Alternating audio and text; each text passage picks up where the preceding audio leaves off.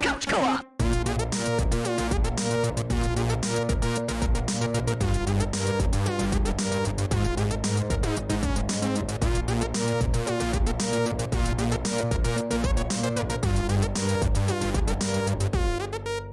Couch Co-op.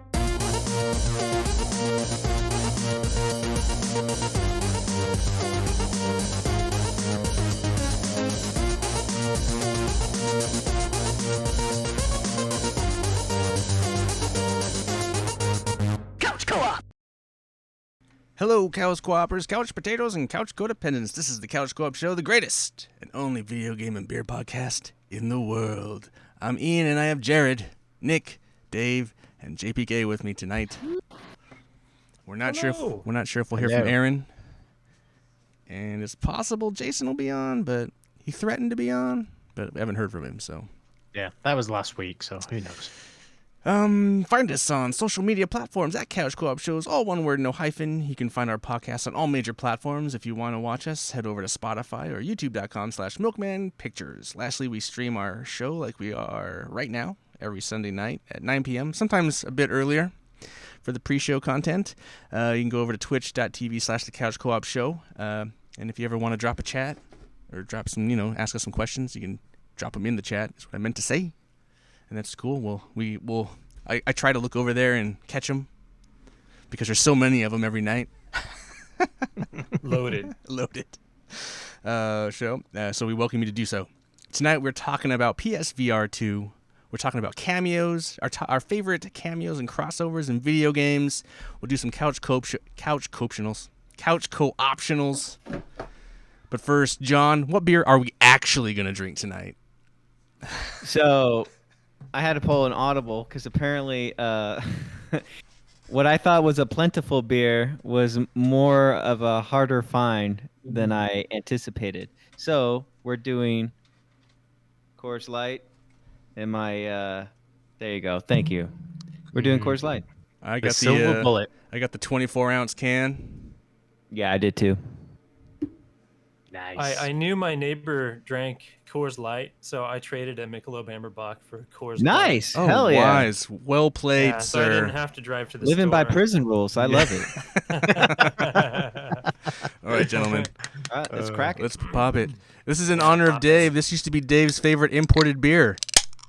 Imported beer. I huh? have drank an awful lot of this. in my Yeah. life. Well, because he was from, England, where it was imported. Right? It's an I imported went beer that- over there, right? It's not domestic? You couldn't actually get it though, up until I think 2010s or something like that. Look at that nice wow. urine color. What I goes went in and is got the gonna come aluminum out. bottle because that's how I roll. Oh, before we move on to the next thing though, we have to make sure are the Rocky Mountains blue, or They were blue. oh, okay?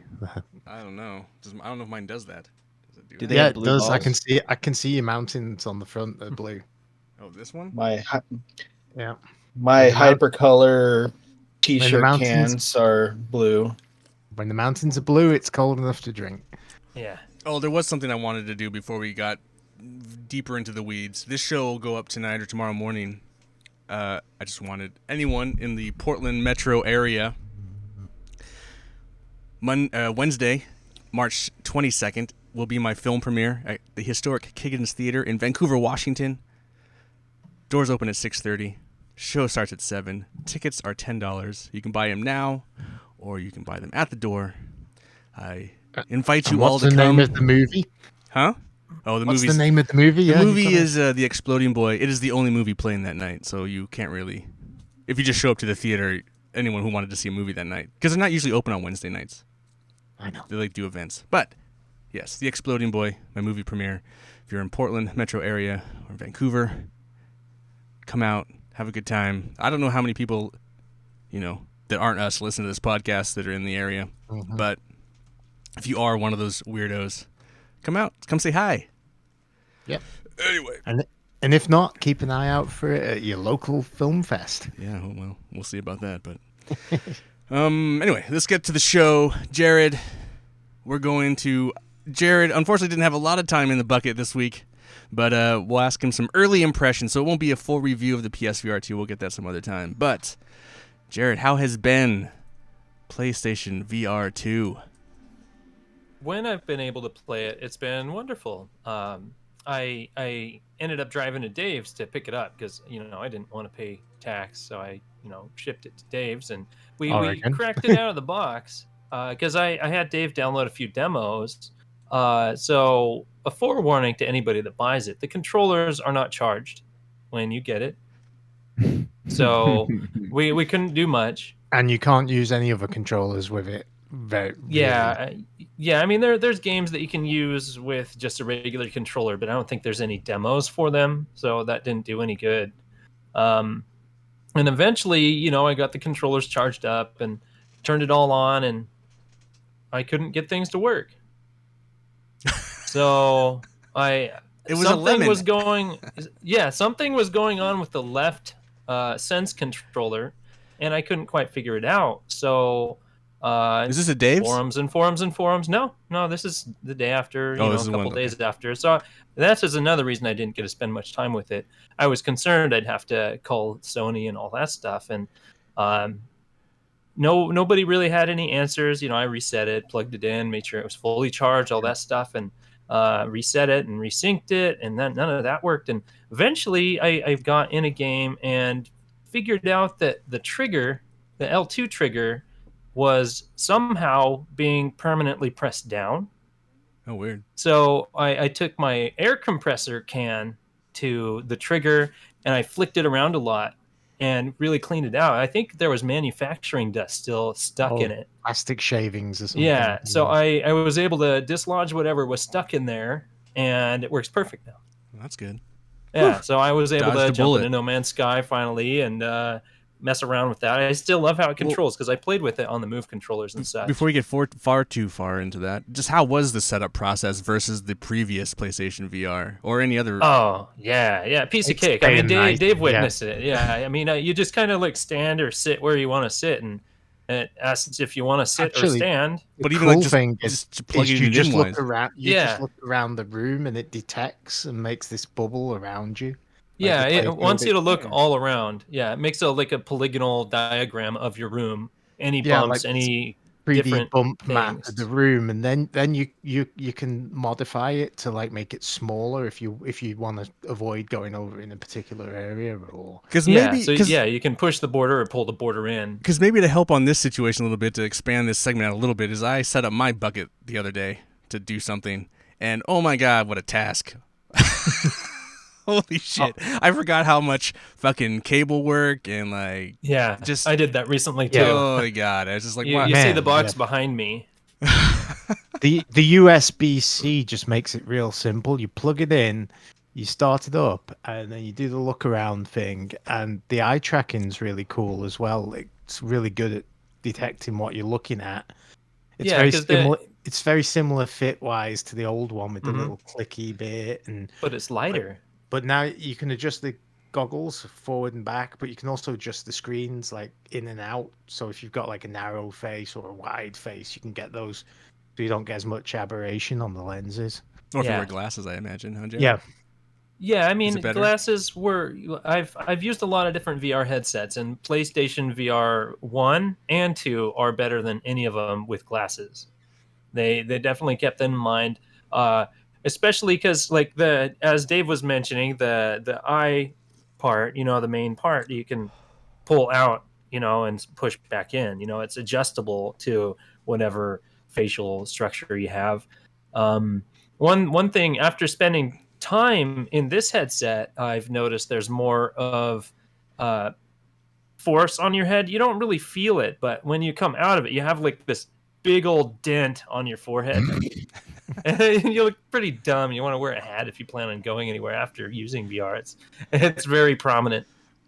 A rim job. So keep that in mind. Yeah.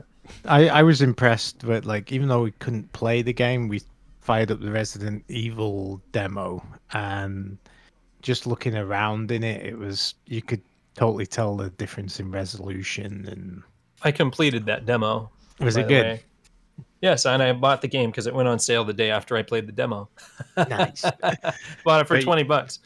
But yeah, it had that real. It was very crisp, and you could tell the upsized resolution. Yeah, I forgot how screen doory the original Yeah. PSVR is. Oh my god. Yeah, yeah, and you don't really notice much of that in PSVR. And the screens, I think each eye is like an OLED 4K screen, Yeah. so there's really nice black colors. If it's dark, like in Resident Evil in some areas, it's dark. You don't really It still has have a bit of that like bloom. bright sparkle that an Yeah. LCD so close to your eye kind of has. Mhm. It's not as bad Yeah. as the previous ones, but No doubt. Yeah, it looks wonderful. But Resident Evil in that demo, and that's going to take a while to get used to, because I kind of want to stick to their original idea where, like, on your hip is the ammo pouch. So if you're out of ammo, you actually have to eject the clip with a button, reach down, grab your ammo, pop it in. You have to figure out how to cock it. And like a bolt action rifle, you have to shoot, cock it back, shoot, cock it back. You have to do all those animations with your hands. You have to open your coat for the flashlight and your flask to heal yourself. So you have to remember where all this stuff is. And you're using the flashlight, and there's like the button where it would be is actually on your controller. So it's really, really neat and intuitive. Just, it'd take a while to get used to. Cool. So like So I'm excited for that. So then No Man's Sky, that's like the only full game you have?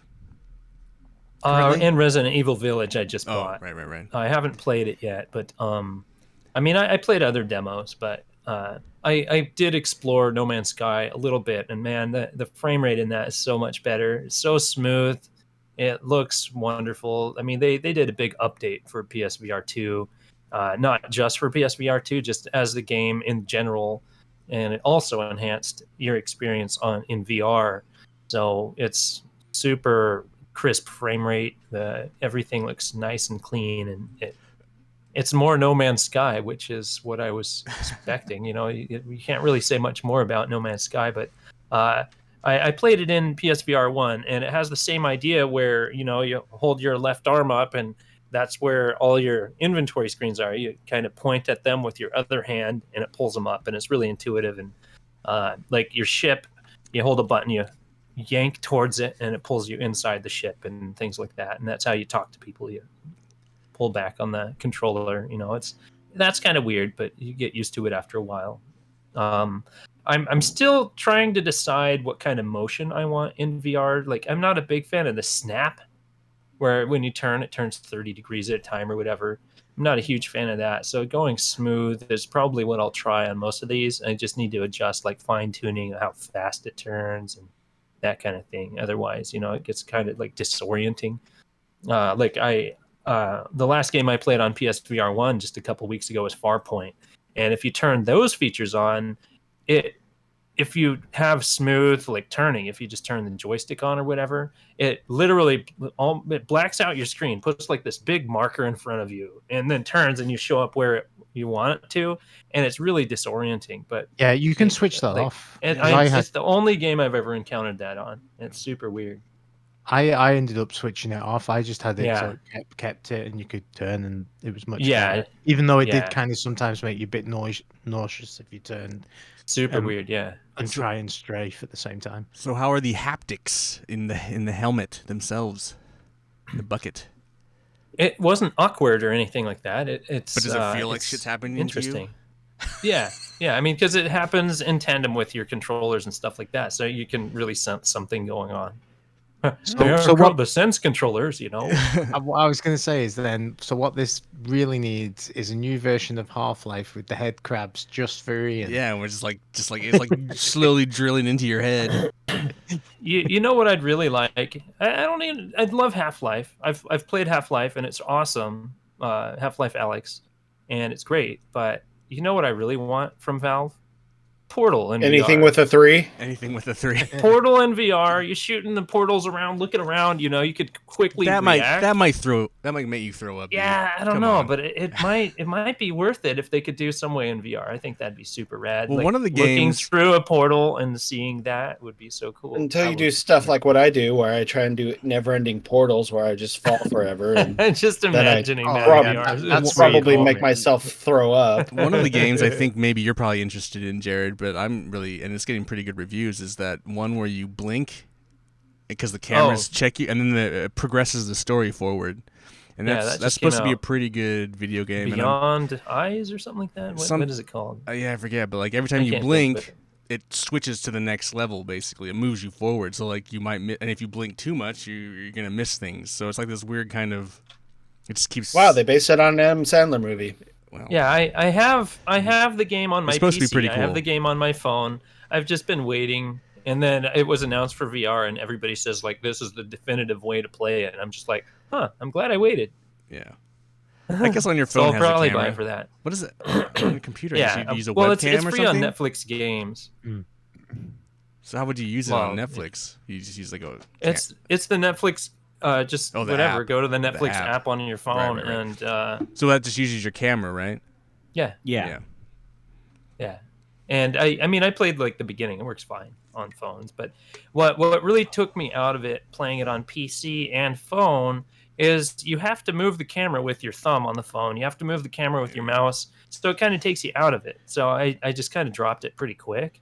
And now in VR, you know, you just have to like look around and turn your head and whatever. You know, it's more natural Seems like it's a better than fit. being taken out of it. Yeah. So I'm still interested in the game. I should probably research what the actual title is, but I don't feel like it. Yeah.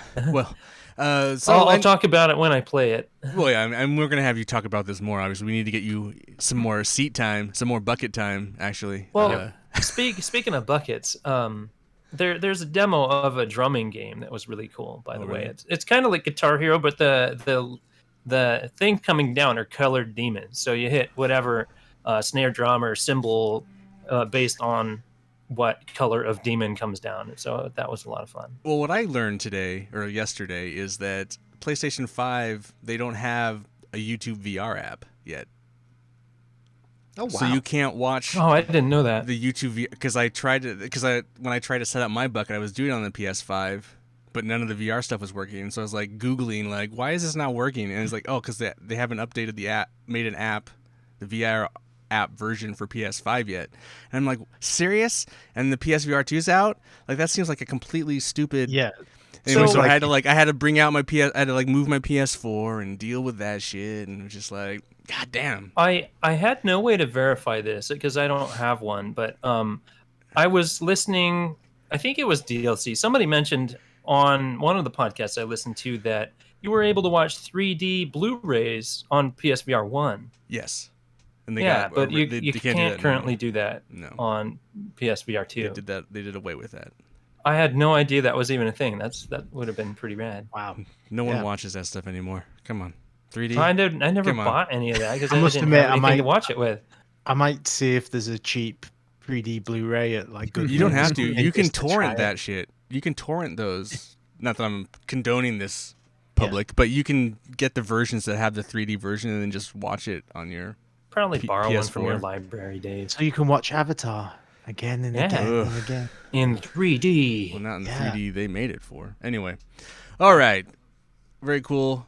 We look forward to hearing more from you, Well, Jared. so what trying to move I've this on mostly gotten to spend my time in, just to go on, is so I can watch shows, because I really wanted to watch The Last of Us and Mandalorian with my kids around. So I just threw the bucket on my face and watched TV shows on like a screen the size of my wall. So, I mean, used to that like. was pretty. You know rad. what was cool about the? I don't think Hulu does it anymore. But like on the PSVR 1, when you went into Hulu, it went into this whole weird like theater mode where you could be like at a beach or in a movie theater. Oh, and you that's would cool. Sit there and you could watch. I don't know if they do that. I don't think they do that now, but they did. Yeah, I way mean, back. I did that on HBO and Disney, and that wasn't a thing. Pornhub. We get it. We get it. You don't have to brag.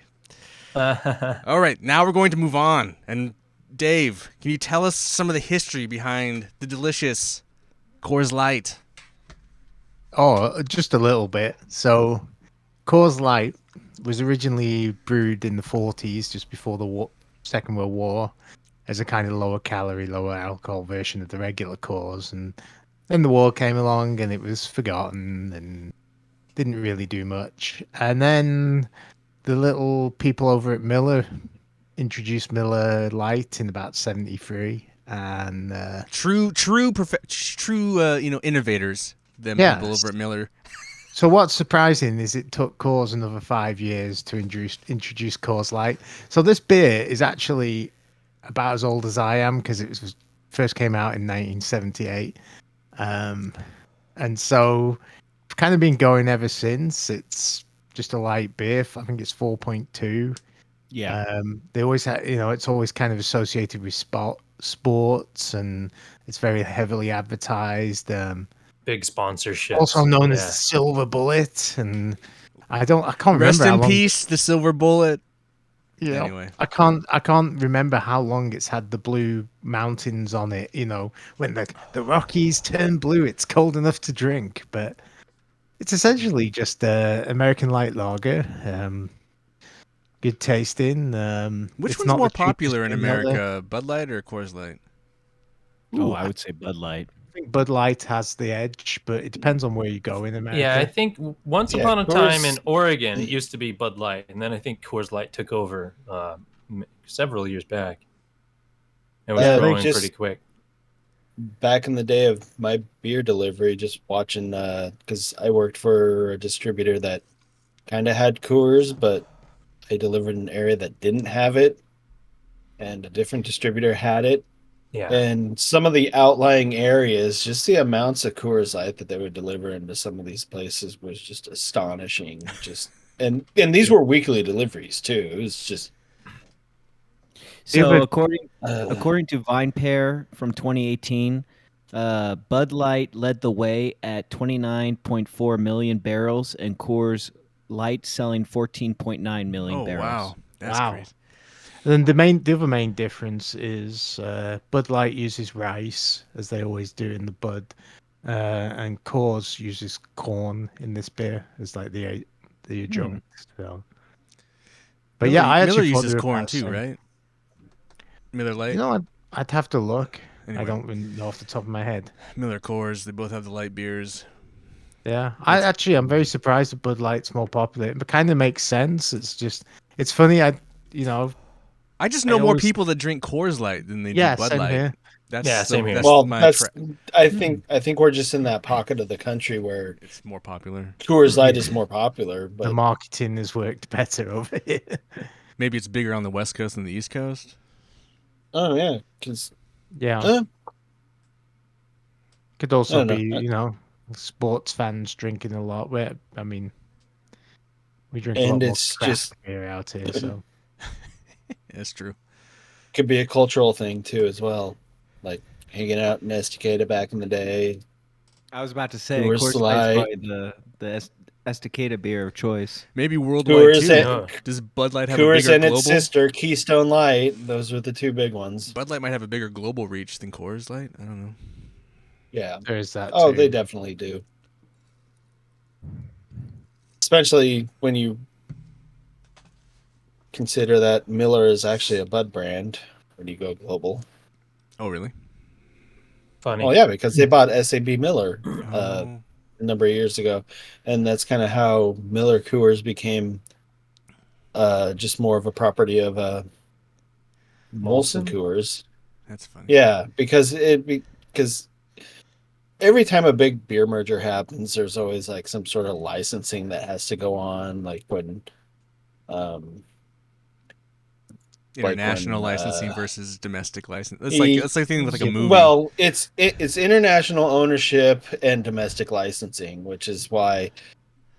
I mean, if you look into it, there are a lot of beers that are actually under the AB InBev umbrella, but when you step foot into the United States, they're under different different companies either import, distribute, blah blah blah blah blah. Like I believe Corona. Grupo Modelo is AB InBev. Kokanee Labatt's, that's AB InBev. It's almost it almost makes me want to watch Adam Conover again talk about how mergers are bad. Anyway, in relation to that, top 5 beers in the US by sales, Michelob Ultra number 5. That's that low calorie beer. Yeah. Wow, yeah. That's good beer though. Still holding high. Budweiser number 4. Miller Lite number 3. Oh. Coors Light number 2. And Bud Light just blows everything out the water with twice as much. Wow, that's crazy. So yeah, I mean. Wow. So Budweiser is the only full-on beer. Not even that much full-on, but it's just like it's the only one that's not got a light after its name. It's spelled one of various different ways. Ian, I saw somebody buying a 12-pack of Bud Light Platinum, and I thought of you. Nice. You're like, hey. You felt sorry for him. I'm sorry. My friend also likes that shit. Hey, he's about to go to a fraternity party. It was an old man. Oh, it was? Yeah, it was. Yeah, baby. Maybe it's a reunion. All right. But, let's wrap this up, Jared. Let's see what his nightlife is like. What are you giving this beer, Jared? It's always just a good beer. I like Coors Light. I mean, I buy it every once in a while. I'm not like a crazy big fan of it. There's other beers I prefer, but I still give Coors Light a thumbs up. It's a good beer.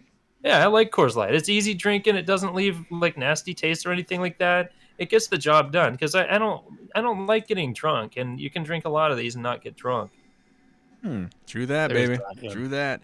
Nick to win. I know you're a big Coors Banquet guy. Yeah, Coors Banquet's better. Where are you on Coors Light? I'll just go thumbs up. Resounding thumbs up. It's slightly higher than a sideways thumb. It's my favorite light beer, but I mean, like Jared said, it's a great beer to drink in bulk. But I mean, I don't drink a lot of light beers, so I mean, I love how you guys have strategy when it comes to drinking beer. Yeah, this is good. You drink certain beers at certain times. Yeah. Yeah. Oh yeah, 100%. John, if you saw my beer drinking war room, it'd blow your mind. War room.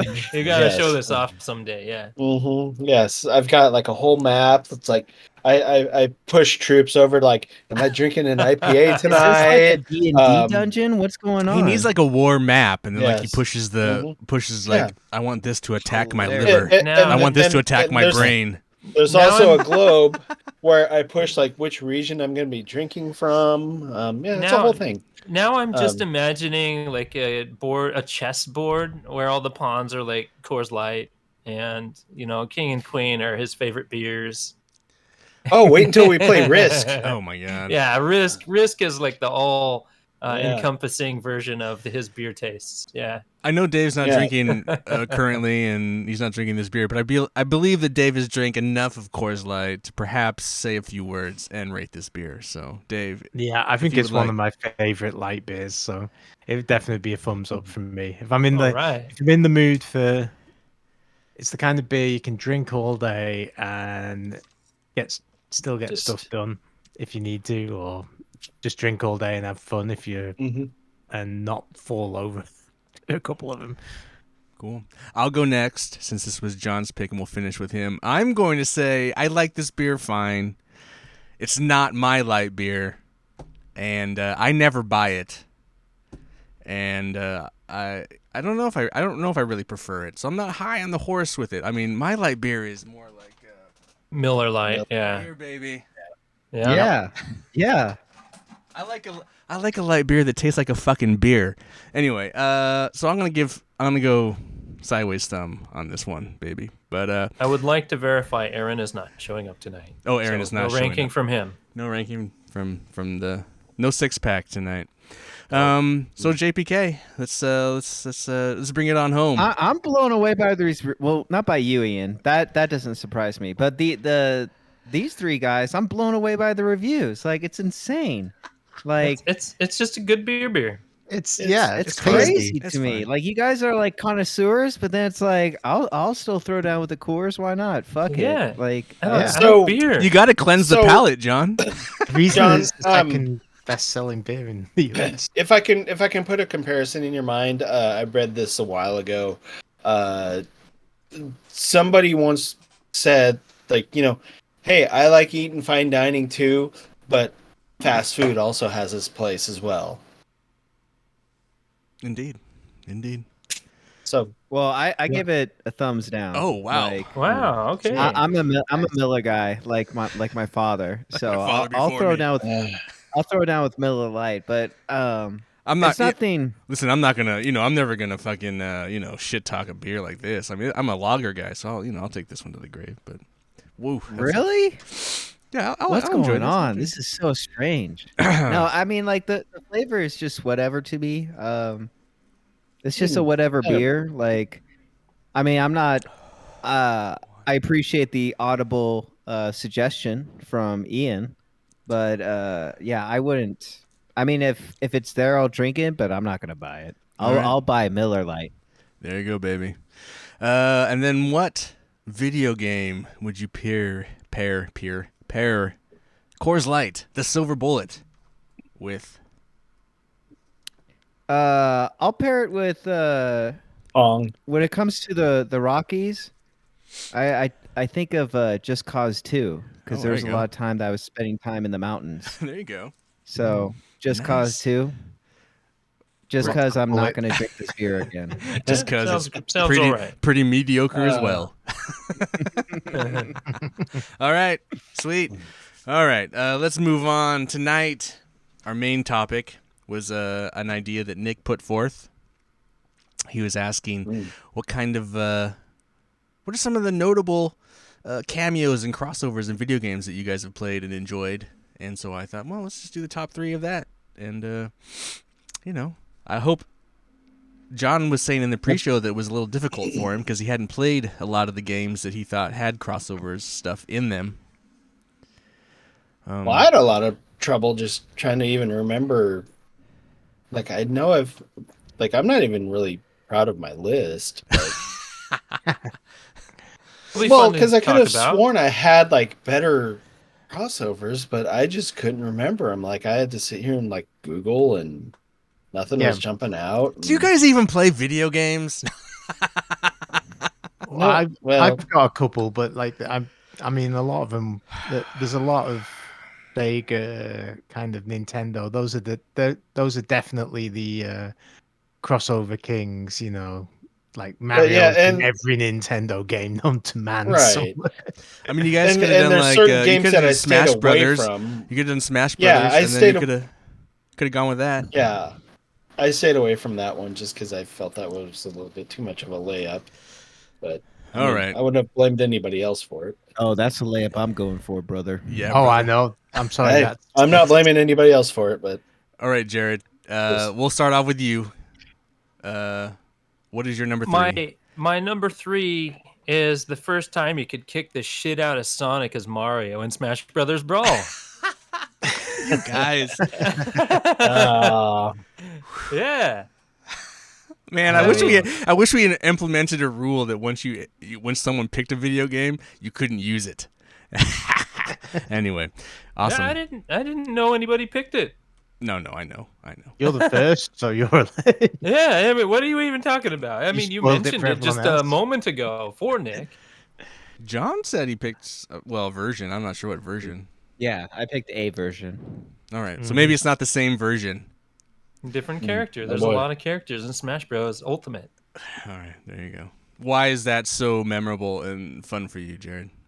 Well, it's of course funny because everybody that grew up in the 90s remembers like the console wars, Mario versus Sonic, all that crap. And, I wasn't part of that because I liked both. I played Sonic and Genesis at my cousin's house, and I loved it. And I played lots of Mario. I grew up with Nintendo stuff, so it was always fun to jump between the two. And then eventually, Sega went away and Sonic started coming around Nintendo games. And the first one I really liked, because, I'm not into the Olympic stuff that Sonic and Mario were crossing over in. And then the fanboys could get together and knock the snot out of each other with their favorite characters. And it just made it like its own level of fun.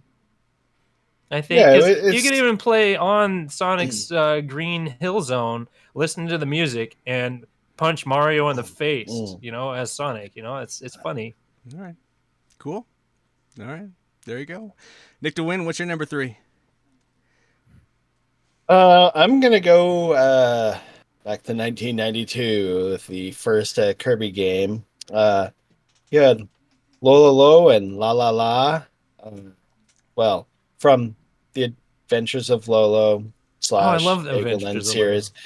Yeah. But it threw me off when I first encountered them because they kind of went by Lo and La La La, because it was like, wait, he's Lolo. I mean, I never played any of the Adventures of Lolo games or any of the Eggland series at all, but it was a nice surprise. I mean, I'm recalling a memory from 30 years ago, but I mean, it was still kind of a nice surprise to see it. I mean, you look it up, it's both games are under the same publisher developer umbrella. So I mean, I didn't know that. It's not. That's cool. I don't know La La who that was. I don't know, like a female counterpart. It must have been who you were trying to save. It's a game about pushing blocks and solving puzzles, pretty much. Right, and in Kirby, that's kind of what he's doing. He's pushing blocks at you. Oh, okay. I never saw that. Shoot it back at him. Awesome. I mean, I played it on Game Boy, but I mean, it was just kind of a fun surprise. I wasn't expecting it, and just seeing like a game seeing a character from a game that I'd only read about in Nintendo Power, and like, oh wow, here he is. This is neat. Kind of like the basis for this idea is just like, oh wow, I like didn't realize stuff like that exist. Yeah, cool. Good pick. Cool. All right, Dave, number 3. Oh, I am gonna go for. I'm not afraid. I'm gonna go for Super Smash Brothers on the N64. Damn. I remember playing that in the very late 90s a lot in college, and what got me about that game was I really enjoyed playing the Pikachu, and then I really, really enjoyed playing Jigglypuff, because if you beat someone with Jigglypuff, it was just like, it was so annoying. Everyone would get so annoyed if you. It's so cute. Yeah, Jigglypuff. And it was I just really liked that crossover in it. I'm not even a Pokemon fan, but I just really enjoyed playing those two characters in that game, and I liked the fact that they were in. It wasn't just Mario and Luigi and the standard Nintendo characters, because I mean back then it was a more selective set of characters than it is in the current ones. There was 8 characters. Now they have everyone in the kitchen sink in the game, Mm-hmm. But that was the first time I actually really played, I think, a crossover where it was like, okay, because I know Pokemon is Nintendo, but it did seem like a different game and the way they incorporated it just worked as well. They felt like part of the game. They didn't just feel like an unnecessary crossover. The funny thing is that Nintendo doesn't own Game Freak that makes Pokemon. That's what I thought. So it's like that was the other thing. Most of just a lot of the exclusive licensing deal, or they've made games for other systems. I think. Yeah. I don't know. Oh. Well, but yeah, Pokemon is definitely Pokemon's exclusive. on Niantic does the Pokemon Go for mobile phones. Yeah, mobile so like stuff. clearly they're on other platforms but they're just not on the other consoles. Yeah, I just really enjoyed that game. I played a lot of it, and it had some other decent crossovers in, but those are the two that stick out. Yeah, cool. It's like the ultimate crossover game. Yeah. Well, there's a few ultimate ones, but anyway, John, What is your number 3? Which Smash Brothers character do you want to talk about? Well, I'm gonna get this one out of the way. I picked Fortnite as a crossover game. Here we go. Yeah, that's probably the ultimate. Yeah. Here, I will say this though. I I mean, you myself. could argue like this, but like they do incorporate the characters into the story of Fortnite in the seasons. So it's not like it's just like a skin. There is some like they do some lore-ish things sometimes. So I will defend it. I didn't pick it, but I'll defend it more than just it being just a skin. Well, even sometimes they'll incorporate gameplay aspects. The one that comes to mind is Star Wars, how they had lightsabers and the Stormtrooper blaster and all that stuff. So, granted, you can. Which make you an always argument. miss as a Stormtrooper blaster, or No, it's super What? powerful. The Stormtroopers do because they're well. Here's the thing: you're in the game. There's like little, rebel soldier bases, and the Stormtroopers are like NPCs you can kill. So, like, they add them in the game. So it's more than just a cameo. Like, it's part they of didn't just put a skin. It's on part of the characters and season nothing of like that Even season. like the Spider-Man, they had you could go to. that's the fine. game I was just planet. asking more if like the Stormtroopers just actually hit you or not. Oh well, the NPC one's not really. But if your laser, I mean, if you kill them and you get a blaster from them, it's pretty dangerous. Oh, okay. The I just thought it E11 would for make all you- the hardcore Star Wars fans before Disney ruined it. Yeah, but like you were gonna say the Spider-Man stuff. Yeah, that's good. Yeah, I mean they've incorporated Marvel. They had a Thanos thing where you could become Thanos, and that actually changed the game because you're pretty much a juggernaut. Yeah. So they you do got to be different stuff with Juggernaut? it. I don't think you can beat Juggernaut. You just became like a No, well, yeah, He's you making a became Halo reference. Overpowered. Yeah. Who is? John is making a Halo reference. Nick, I was making a Marvel reference. I know you were. I'll go back to sleep. Good night. Juggernaut has not. Night, Nick. It's not in the game. I don't think. Sorry. Well, I use Juggernaut as a catch-all term because you became overpowered, and it would take multiple people, teamwork, to bring Thanos down. Yeah, and then they would. surprise. They would add all those world bosses too. Like you could fight different. I forget now, but like they had a different like Dr. Doom had his own like headquarters, and then you could go in and fight Dr. Doom and get a special weapon for a certain time. And they just kind of kept doing that stuff. So that's what kept me in it for a while. Good choice. Yeah, and I think they do. I think they do. They do. I like that Fortnite does do experiments. With their seasons, like whether this is going a little off topic, but they'll do virtual concerts. So I always kind of appreciate how they're willing to experiment with something and see if it works, and if it doesn't, they don't care. They'll just move on and just not do it again. But I think that concert's like a good point though. That's a crossover. Mhm. Really, like the 2 times they've done that, I think. And then they've done the movie thing. Didn't they do Dragon Ball Z? They like played. You could just like watch a the drive-in shows. movie? You could just go into the lobby or whatever version that was, and you could just watch Dragon Ball. Yeah, they've done a lot of weird shit. Yeah, that's cool. Ian, what's your number 3? What is my number 3? So this is a hate pick. So mine is Metal Gear Solid 3, Ape Escape. So I don't know how many of you remember playing Metal Gear Solid 3, but there was a mode where you could fucking find all the Ape Escape monkeys, and then if you found them all, eventually once you beat it all, you would get special gear that then you could use in the main game. I just always thought it was the weirdest, stupidest. But I love Metal Gear Solid 3. It's quirky. It's very weird Kojima Japanese. I just never understood why that was picked. It's such a weird choice. It's I funny. have to admit, before you started in, I was going to ask you, what's your first Metal Gear pick? Yeah. That's my only Metal Gear. That's my only Metal Gear pick. But it's the Ape Escape. Yeah. Ape Escape is a game you can play also on PS2. Yeah. That was one of the first games that used the twin joysticks. Yeah. When those were first coming into the PlayStation controllers. Oh wow. Yeah, so that's original like PS1 because the first edition of those controllers didn't have joysticks; they just had a D-pad. So when that game came out, they had the dual joysticks that you could. It's kind of like one of the first test games. Essentially, they made it big. Yeah, and they didn't have the force feedback either. The No. original ones just had the analog sticks, and they were just analog. There was no like rumble. And there was a button to turn them on and off. Yes, An analog button. I remember that. Yeah. Back in the day. Cool.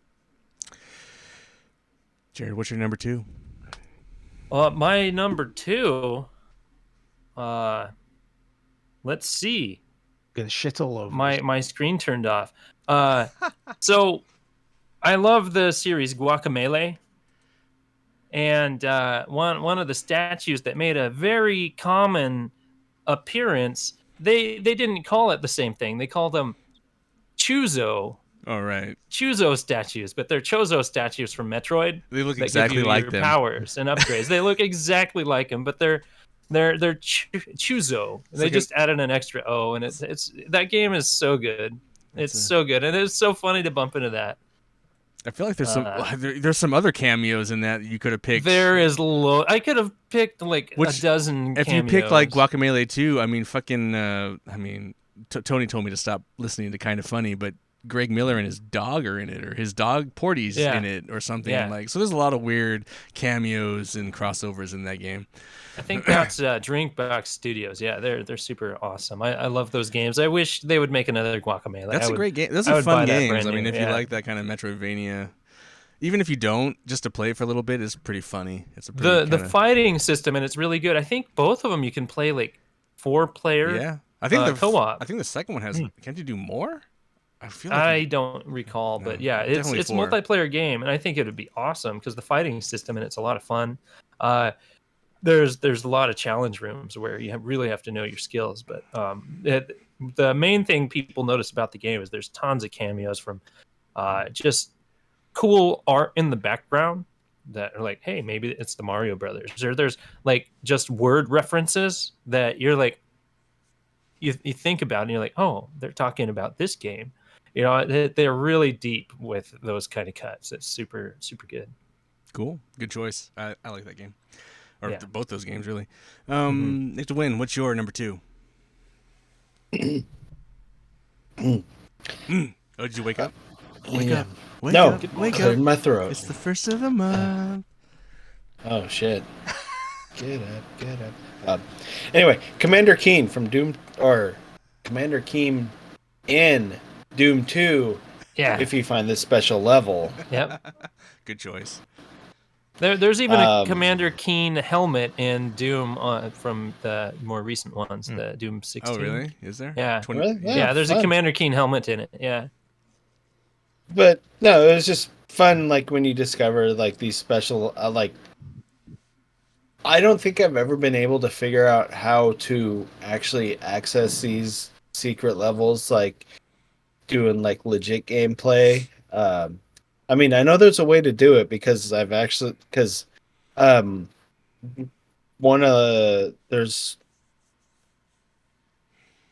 so like Doom 2 has there was like a separate program that you could buy to where you can like build or edit maps.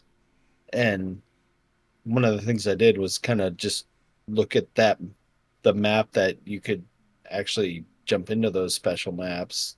And there's a way to do it. I just never figured out how. But anyway, it's just kind of fun. You kind of actually go through you do 2 Wolfenstein type maps. And then after you kill the cyber demon, you walk in this room, and then you've got 4 Commander Keens just basically hanging from a noose.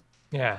And of course, you have to kill them to pretty much get back to your regularly scheduled journey. But I mean, I don't really know Commander Keen much other than from this cameo. But I played a little bit of it back in the day. Yeah, I think I tried to play it. That was a John Romero thing, so he threw all that kind of stuff in there.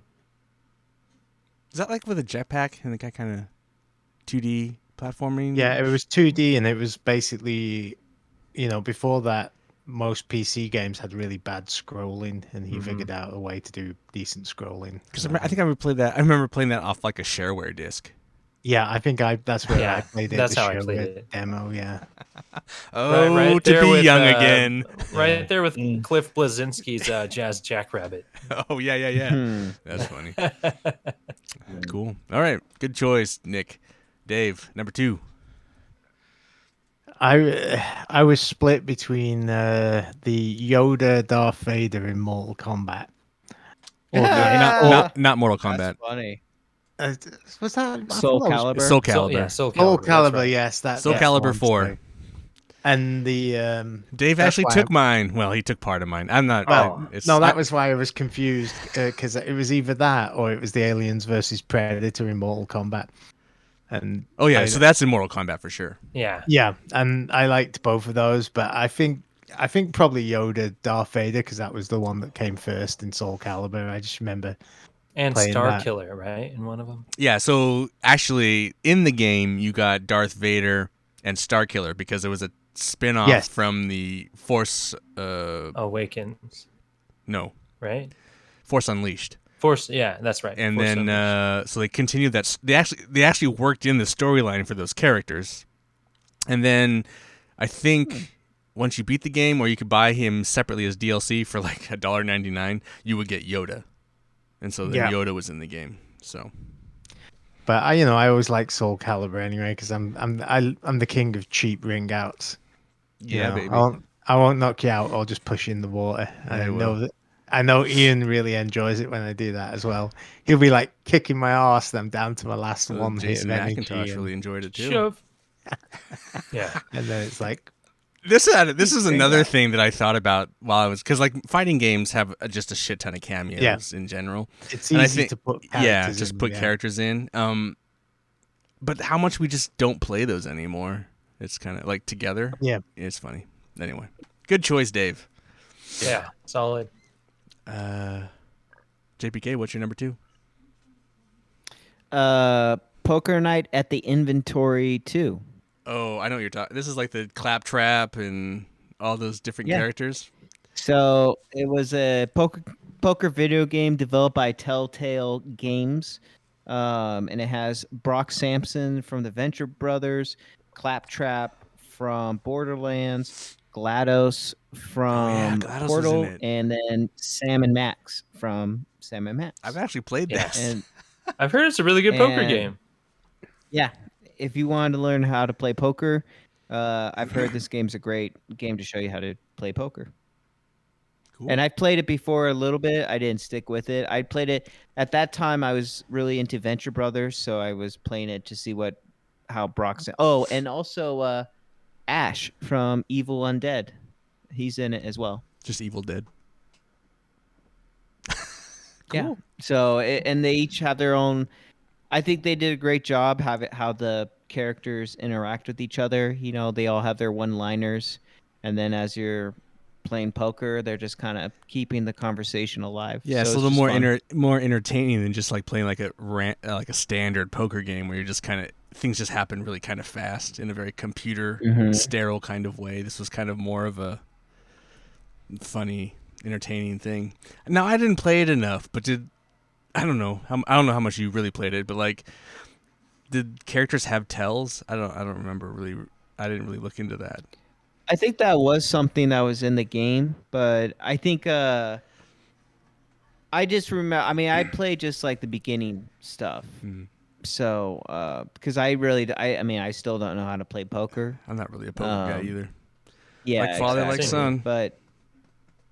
But it's definitely a game I would definitely pick up again because I think it was just an inventive way to teach people how to play a certain card game.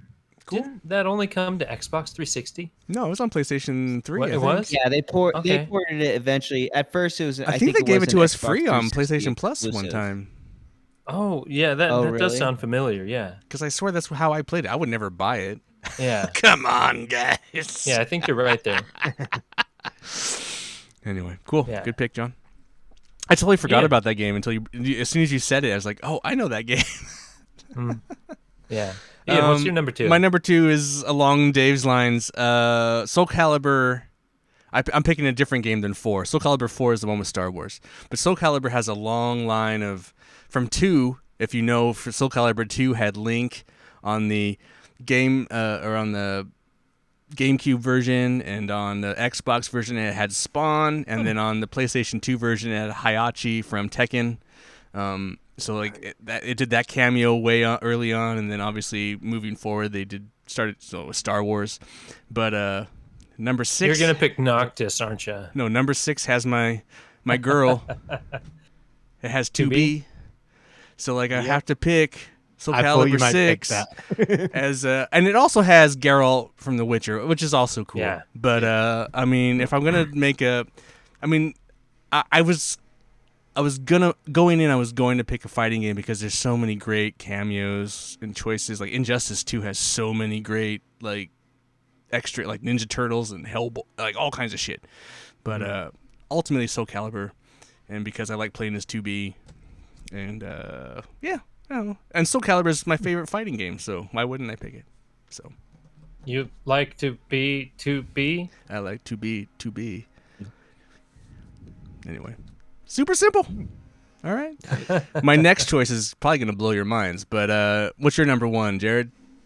My favorite one in recent memories was from Monster Hunter World. It's the Final Fantasy 14 crossover. There you go. Because like in the main hub, you gotta listen to like some of my favorite Final Fantasy music, and like the big boss was a behemoth, and right. I was unfortunately never ever able to beat that because it took a lot of tactics that required tons of communication and know-how, and I was never able to do that. But the cool reward behind that, if you were able to complete a set of armor, it was my favorite armor set from the Dragoon Knight. And that would have been such an awesome set of armor to have as the Dragoon Knight. That's what I was in Final Fantasy 14. I made it to level 50 and got my Dragoon armor, and I was so excited about that. I just love that armor set. Monster Hunter World is such a good choice because it had many crossovers. It had the Witcher crossover. So you mentioned the Witcher. It had the Witcher crossover, and then number 4 it had like there. stupid, like that Witcher was a story crossover, so it was actually implemented in the game. But it had stupid crossovers too. Like it had the Street Fighter crossover where you could like get that Ryu or Chun-Li, or you could get a Mega Man one. The Mega Man for your pet. So like when I played the game, I would just have little Mega Man running around with me everywhere I went. I don't know. Yeah. Now I just want to play Monster Hunter World again. Man, I just want a new one. Bring us a new one. Yeah. I mean, the new one was made for the Switch. No, not that one. I mean Monster Hunter World 2. Or PS5. World 2, Jared, not fucking Switch game garbage. Who knows? Who knows? Yeah. Monster Hunter World is like one of the most successful games. We're definitely getting a sequel to that. Yeah, we both put well over 150 hours in that game. For sure. Yeah, I want more. Great game. Great choice. Nick, what's your number 1? My number 1's going to be the inspiration for this topic. It's going to be Mike Hagar. Pronounced his last name correctly, but he is from Final Fight. However, he shows up in Capcom's pro wrestling game Saturday Night Slam Masters. He's the only character that isn't an original creation. It's really awesome to kind of just see him show up. Like it was just kind of fun because originally when I first started playing this game, it was like a rental, and it was like, oh wow, hey, that's the dude from Final Fight, and just it was kind of a nice surprise. I mean, it's always a fun surprise to see characters from other franchises just show up in a game. And it's really awesome when you win a match with him, because sometimes his daughter Jessica, who you're trying to save in Final Fight, she kind of shows up and he gets to celebrate with her father when he wins a match. And Saturday Night Slam Masters just by itself is also a great game too, but it was just a lot of. I played I played the shit out of Final Fight, but Slam Masters, I don't know what that is. Yep. It's. I mean, I shouldn't really like the game because, I prefer my pro wrestling games to be kind of a different sort of style, because the way Saturday Night Slam Masters is kind of set up, it's more kind of like a Capcom fighting game more than it is like a professional wrestling game. But for whatever reason, I like the game. It works for me. Even the music is really good with it too. I just remember like uh, once I got away from that stupid thing you screw into the back of the TV and you find a way to actually plug it in directly into a stereo. That Wait, you don't the like music coax? yeah, I could do without that. But no, even the music is actually pretty good for the game itself. But I mean, I'm kind of going off topic there, but um, No, that's cool. yeah, no, it's a great game. It was a great cameo. Can I read this paragraph about him from Street Fighter Wiki? Sure. He's prominent protagonist in the Final Fight series and an ex-wrestler from Slam Masters. Though he doesn't Yes. appear as a playable character in the Street Fighter series, he still plays a role in the backstories of Cody and Guy, and is a major enemy to the Mad Gear Gang characters such as Hugo, Saddam, Poison, and Rolento. He also makes many cameo appearances at Street Fighter stages and in several character intros and endings. How incestuous. So he's like That's really Capcom embedded in is Street so Fighter. incestuous. And that's too bad because he'd actually probably be a really good, like, just based on some of his moves in Saturday Night Slam Masters, he would probably be like a decent character to use in the Street Fighter series. I think he was in Street Fighter Alpha 3 as Like a just in the character you could background? play as. What? Really? Yeah, I think so. He just reminds me, because his moveset in Final Fight just reminds me of what Zangief ultimately, the grabbing and the Yeah, pile I guess driver. Yeah. there is. Yeah, okay. That's right. I forgot about that. That's what he Yeah. would remind me of. So like, Yeah. maybe someday they'll like finally like bring him in. That'd be funny as fuck. But he also has some moves in Saturday Night Slam Masters that are not Zangief's moves, so Oh, he's seen in the background stages in Street Fighter Alpha 2 and 3. So yeah, he's in the games. He's just in the background. He's an NPC. Some would say. Yeah. okay. Oh, But and stop we have, everything. Oh my Speaking God! of NPCs, NPCs. Jason. Yeah, is, we have a new NPC we have a new showing NPC up here. joined up. Welcome, Jason. Hey, Jason. My frying pan. Did you Would you uh find adventures? Go make it. I can't Jason. make my grandma's soup. Jason, did you do the homework? I did. Oh, okay. So we're doing our rounds. If you just want to run through your First two. first two, 3 and 2. You're 3 and My 2. first two. Okay. Well, your last two, Okay, maybe. Now Yeah. there's probably going to be maybe some overlap. Maybe some overlap. That's all right. It's already We got happened. This game. was It's already happened. this was a little bit of a difficult one for me because I'm not a person who gets really excited about that. Nintendo does it so much that like the novelty has worn off. So as a martial arts guy, my number 3 was when they made Bruce Lee a playable character in UFC 3. Oh, there you go. Okay, yeah, that's solid. Nice. Yeah, That was Lee. pretty cool. I mean, That's I'm a pretty huge recent, fan right? Yeah, but I'm a huge fan of modern martial arts. I guess that was that was like 8 years ago now. Now that I think about Oh, was it? Yeah, a long Holy time. shit. yeah. But Bruce Lee's a legend, so that was generally speaking, I'm not like, hey, let's add fictional characters into like a sports game or anything like that. But that one was a good fit. Well, with It Bruce Lee as a wasn't like, crossover, adding the Juggernaut to Madden or something. yeah, Well, he's yeah. not a fictional character per se. Now that I think about it, that's a fucking great idea. Well, I did just see the Bruce Lee fight video with lightsabers, and I have to say that No, was it's pretty those rad are crossover. those are lightsaber nunchucks. Not always. Oh, Not always. I like the lightsaber nunchuck one. Yeah, the lightsaber nunchuck one is awesome, but yeah, that's another great crossover, but not video games. I don't think any of us have played the UFC game. Maybe John. I played the UFC No. game with Jason when it came out, because that Right. came out when you were still living over here, but Bruce Lee wasn't in it yet. Yeah. That All was right. DLC. Cool. And then what's number 2?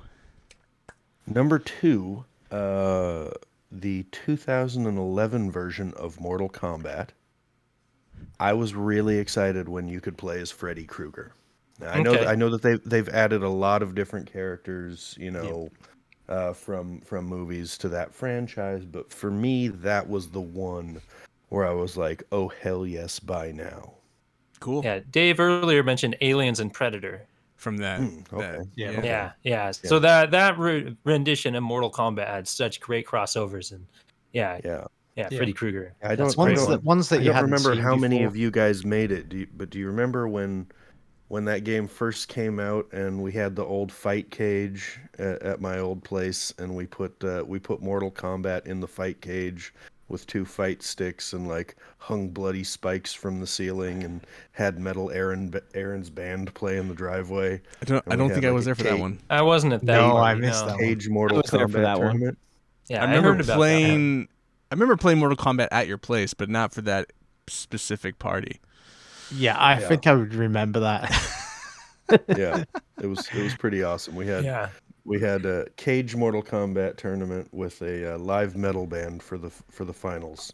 Now, did you enjoy playing as Freddy Krueger in that game? It was fine. It was fine. Like it's not like I sunk a ton of time into that game. Like at the end of the day, I'm still gonna do better with Scorpion. That's just something I didn't really ask you, Dave. Did you enjoy the Star Wars characters from Soul Calibur 4, or did you not really play them? Because I know you're a Yoshimitsu main generally.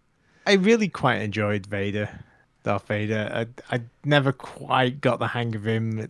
I'm same as Jason. It's like, these games have gone through so many iterations that there's just characters that you're comfortable with, and even whenever they introduce a new character, it's just I'm still playing the characters I was playing in the 90s. Because I got really, for Soul Calibur 6 and playing as 2B, she's not a main, she's not my main, she'd be in like an alt character I would play, but I got pretty good at her, so that was anyway, talking about fighting games and the characters.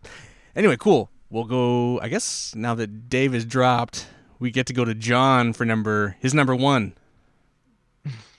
Well, it's a game that Dave said earlier was the original Super Smash Brothers. That was my number 1. Oh. What characters specifically? What characters specifically? I was a big Captain Falcon guy. I always liked Falcon Punch. That was always our... I liked how he would announce his moves, and then they would always have a Falcon... So emblem. I have to so say Jared picked that, Brawl, and you guys picked just Smash Brothers? The two different original games? Smash For the Brothers. N64. Okay. All right. Yeah, Though the I have original to ones say, were Captain Falcon never really caught me because I don't remember playing F-Zero and getting personality out of the race cars and the characters in them. No. I really don't. I think they added it might have been in the Nintendo 64. I think that was the last version of That's why you got to play the crossovers. F-Zero. Yeah, so there was who's Captain Falcon? I actually had to read about who Captain Falcon was. And I'm like, I don't oh, even know where the lore okay. comes from, because I've played the F-Zero games, and it's just there's not really a story. It's he's just one of the a racers. circuit. Yeah. Yeah. He drives the blue car. Yeah, but there's no other character that I've ever heard referenced without reading a manual or something like that. Oh, that's hilarious. I played the crap out of that and read the manual. Yeah, So, yeah. So I other couldn't than tell that, you who drives the other 3 cars, though. I No. have little. So is Captain I have Falcon the little- main? Little pictures. Yeah, know. he was the main blue He's car. the face I of the can franchise. I can picture in my head the people who drive the other 3 cars, like what They what look like in they the look like art book, Sonic but I can't characters. remember their name. No, I loved F-Zero.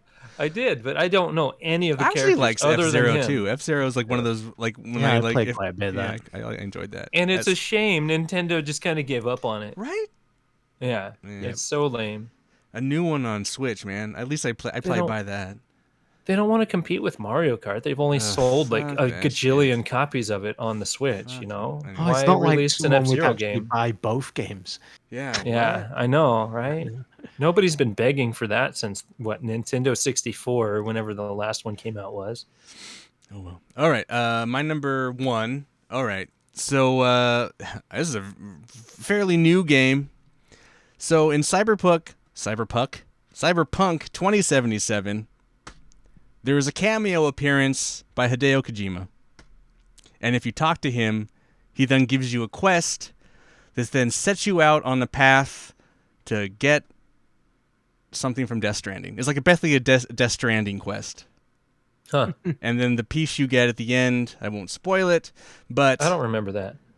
well, yeah, he's kind of hidden away in this one mission, and it's hidden. It's it's not deep, but it's just you have to kind of like find him. But he's there, and he's like sitting there in a bar, and he's like talking pretentious. Have you played? He's being very pretentious, like he is, talking about his video game. It's all very funny. Speaking English or Japanese? Well, it is English. Yes, because anyway. Did he do the voiceover? No.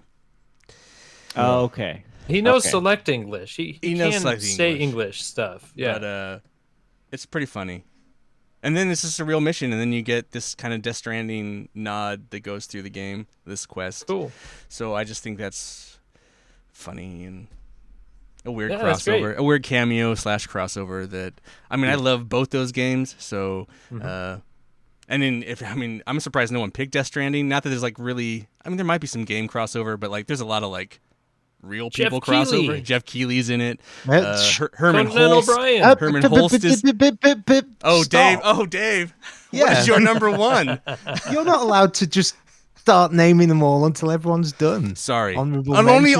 only brought it up because you know what's funny about that? Because we switched order now. Because like when Jason popped in, you would have gone first, and then Yeah. I could have talked about it freely. It's all your fault, Jason. Go Damn ahead, it, Jason. Dave. No, my number one was actually in Death Stranding, and it was the Conan O'Brien Oh, that's a good one cameo too. with the otter hat. I just really enjoyed that. I liked all the bad puns and the just the character he plays. It's it's only about 2 minutes long, but it's just kind of funny to me. There's like so much of that. Like the Herman Holst one with the what is the game? Horizon. Because you get the little creature thing as a Anyway, The Watcher? Yeah, you get one of the Watchers as like a hologram. Oh, yeah. That's right. Anyway, Okay. there's a lot of But that yeah, in the game. that game was great. Yeah. It's Good choice. Well, Jason, since you're kind of our guest for the second time, well, in a while, It's you been a get bit. to end the show with your number one. Okay, okay, I can do that. So, Like the segment anyway, not the show. yeah, my number one is just Kingdom Hearts, the whole thing. See? Yeah. I knew someone would Like pick that- it. Yep. That's Disney, Final that's Fantasy. just the best. Yeah. Like, Solid. in my opinion, no crossover has ever been as good as that, because it was not a cameo. It was a whole Literally a crossover. fucking franchise. Yeah. It was a whole franchise, and it shouldn't have worked. Like, I remember, I've always been a huge Final Fantasy fan. I mean, Jared and I met 16's coming out in a, soon. Jared and I met in a social studies class because I noticed he was leafing through the soundtrack of Final Fantasy VI, and I was like, "Where'd you get that? That's cool. Let's be friends." But yeah, like when I heard that they were making Kingdom Hearts, I distinctly remember thinking, Final Fantasy and Disney crossover. That's fucking stupid. Who would want to play that? And then the reviews were really good, so I bought it and I loved it. And I was like, this is such a terrible idea. And they did it perfectly. So yeah, And that's I've gotta still never gotta be my number played much of the series. I It's a great game, started dude. the first one and didn't get past the first island. The final boss is Really? tough. Yeah.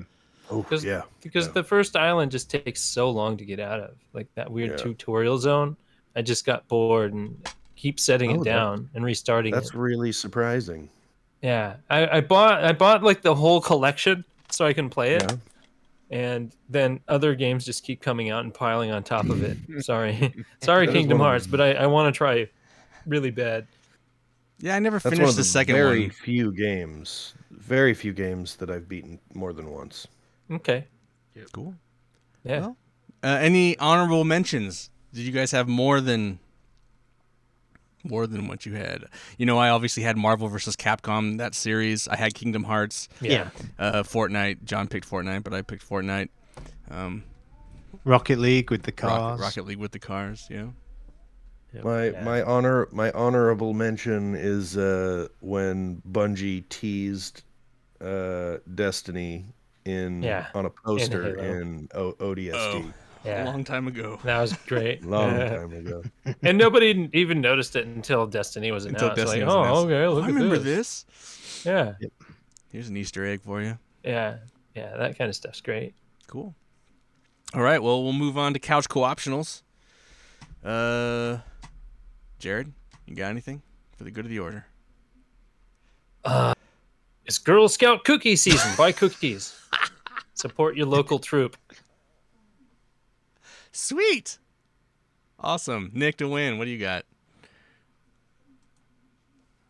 I'm gonna throw some love out to H Mart, which you will benefit Not from. S here, Smart. It's Shop H S Smart. No, H. Yeah. They got it wrong. Nice little Asian store. I mostly went there just to see what their beer selection was, and Ian's about to find out how good it was. So, this is kind of a slight plug for Milkman Drinks a Beer, because he will be drinking some of this, and you'll see these videos in a year and a half or 2027 or whenever. I don't know whenever. No, it'll be 2024. It'll be a year from now. Oh, okay. Dab. Dab. Mm-hmm. Thank you for that. Thank you for the beers, and thank you for the plug. John, Well, wait till you get them first. I like a good rice lager, though. John, what you got for the good? What's your couch co-optional? Is it another video game? No, not this week. I started listening to Random Access Memories, Daft Punk's last album. Oh, yes. Again.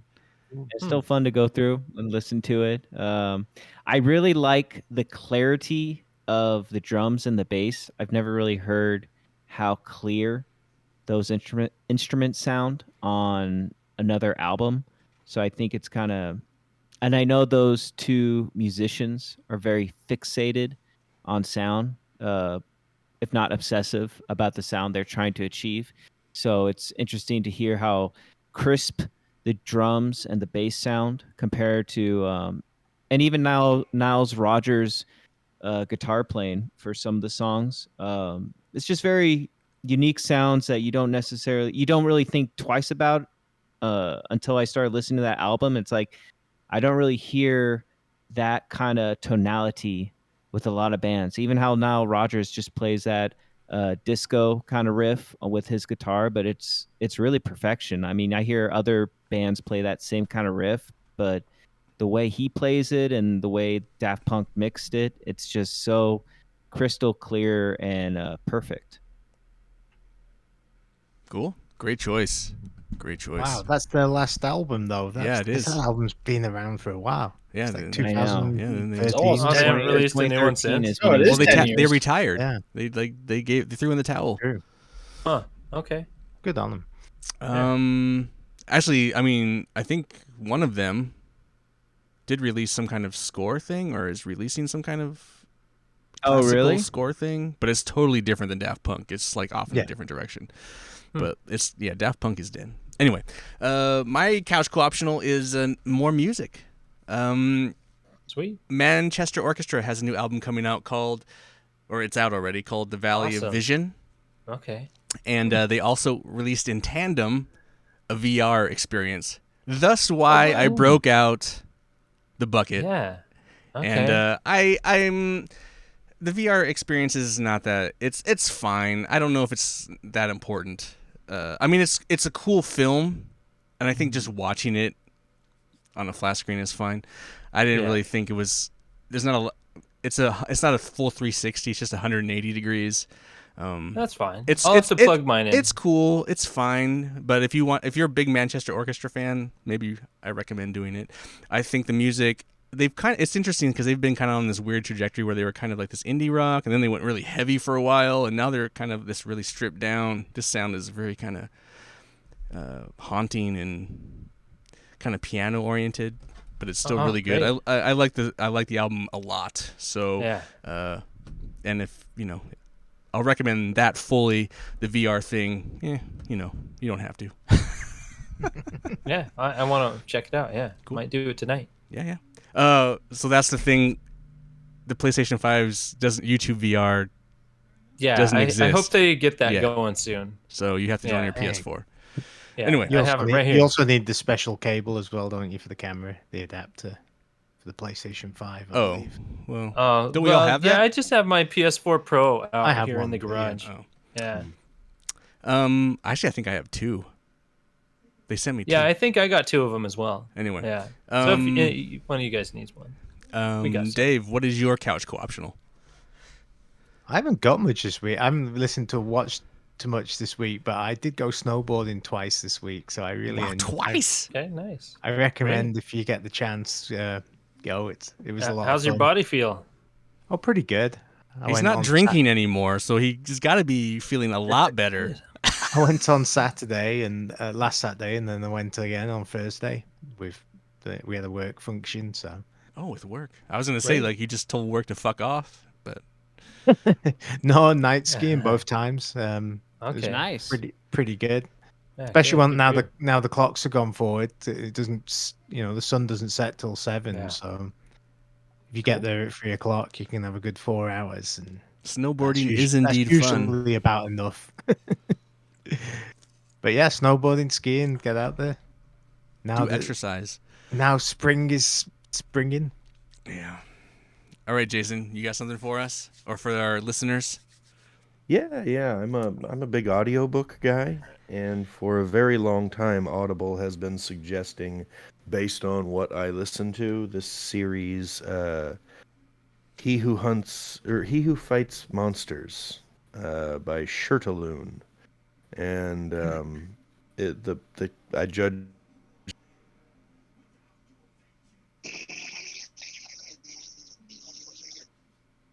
Uh-oh. Did we lose? I think we're losing lost your him audio. just- You'll have to audio repeat some of just that, in time. Jason. Yeah, we lost your audio. Hmm. Mhm. Oh.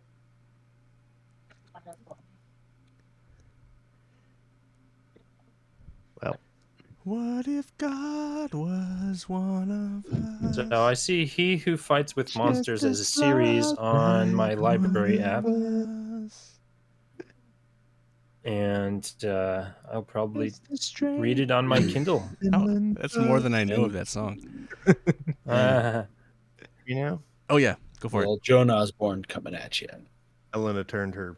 I'm using my wife's computer, and she just turned her Bluetooth headphones on. Oh, that makes. Oh, I gotcha. Oh, I love that one. That's funny. She warned me to turn Bluetooth off before I well played, gentlemen. started this, and I was But the an breakfast- hour late. Yeah, you guys change your clocks 2 weeks before we do. Oh, really? So Yeah, I see. yeah, Oh, daylight savings time is next Sunday for me. So I'm 10 hours ahead of you guys 50 weeks a year. Yeah, that's funny. I forgot to mention that because I didn't even think about it. I didn't even think I about it. Yeah, didn't me even think either. of that. That's funny. Yeah.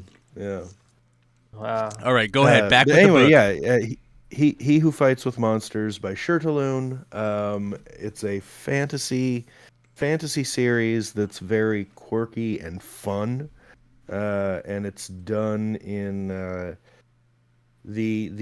the book series is in the format of an RPG because this guy goes to a world where there's magic, and his brain formats the magic in a way that he can understand it. So he has an RPG HUD That's and like cool. a quest system. And yeah, I'm already on the 3rd book. I started it a week ago. Like it's really good. Cool. There you guys. We covered all the bases. We got some music and some reading. And some exercise. Dave. Exercise. Jesus. Exercise. Come on, Dave. Some And YouTube. some shopping. I Some guess. YouTube and some YouTube Nerds, and get out of here with that shit. you're gonna need the exercise for the fucking Girl Scout cookies. Yeah. Yeah. And the You got to VR. work those cookies off. You can't just sit on your couch in VR. You have to stand up and move around. Well, Yeah. I need whatever. You I wanna- do what I you wanna- want. Play Yeah, some you stand Nintendo up with the Wii. VR. No one wants any of that. Get the Wii balance board. Let's see, where are we at? Okay, Well, so I mean, oh my god, you guys are... you gotta stand up for this one out here in the garage. Pew, pew, pew, pew. Pew, pew. With the aim controller, I gotta stand up. What is that? Is that for pleasuring women? What is that? Yeah, I think so. No, it's for I pleasuring think so. gentlemen. Pleasuring gentlemen. Yeah. It Dave told me how it much knows he no $40 sex. $30-$40 peripheral that you played with 2 games. Yeah, Yep. Indeed. that's why I'm I borrowing. have one too. Oh Yeah. no, But okay. Farpoint was so good with it. It was. It Yeah. definitely made that game. Firewall wasn't too bad either. The feel of Yeah, that I played shotgun Firewall in your hands with- was It just was, amazing. Doom VFR was all right, but it didn't quite use it. It wasn't as good as Farpoint in its application. Yeah, right now would probably be the best time to buy PSVR 1. I bet a lot of people are selling it for nothing. So keep your eyes out for that. That's another recommendation. I think I saw one on my local Facebook Marketplace for like $100 with a bunch of games. Yeah, and most of the games are now $10 anyway. If you Yeah. So if you're curious right now, just buy a used one. Just do it. There you go. It's so fun. Entry level. yeah, All right. Let's get out of here. Before we go, I need to recommend my beer for next week, which is Smithwick's Irish Red Ale. Smithwick's. Ooh, yeah. Yep. Sweet. Is that how you pronounce it? You don't say the W? Yes. Smithwick's? Yep. Smithwick's. All right. Thank you, beer deliverer. So yeah, that's my pick for next week. I want to thank you all for listening and remind you to leave feedback at thecouchcoopshow@gmail.com or head over to anchor.fm. Oh, it's not Anchor anymore. It's Spotify, and I don't know what the actual address is. So you could figure that out on your own. I'll edit that for next week. Couch Co-op or one word. Spotify absorbed them the rest of the way. Well, they didn't. Yeah, it was just a division of Spotify, Yeah. and then they rebranded it as Spotify for some reason. Because podcasts are cool with celebrities. So if they want celebrities on their podcasting platform, they don't want to be on Anchor. They want to be on Spotify. Anyway, it's super easy. You can leave a voice message if you get there. If you can't, whatever. Anyway, I want to thank. Hey, Jason, thanks for joining us. Sorry, I was late. It's not your fault. It's not your fault. Time zones. Time funny. zones. Aren't they a thing? And should they be a Daylight savings And time. daylight Daylight savings time is still a thing. Is it a thing? And also, my review of this beer is it's not good with toothpaste. What beer is that? Yeah. Is that Coors Coors Light. Light? Breakfast Light? It is No. ass in the morning over there right now, huh? Yeah. Well, it's 7 in the morning. Yeah. 7:30. Perfect time to start drinking. Yeah. Anyway, thanks, Jason. Thanks, Jared. Thanks, Nick. Thanks, John. Thanks, Dave, for joining me here on the couch. I'm Ian for Couch Co-op, reminding you to please be excellent to each other. Wild stallions.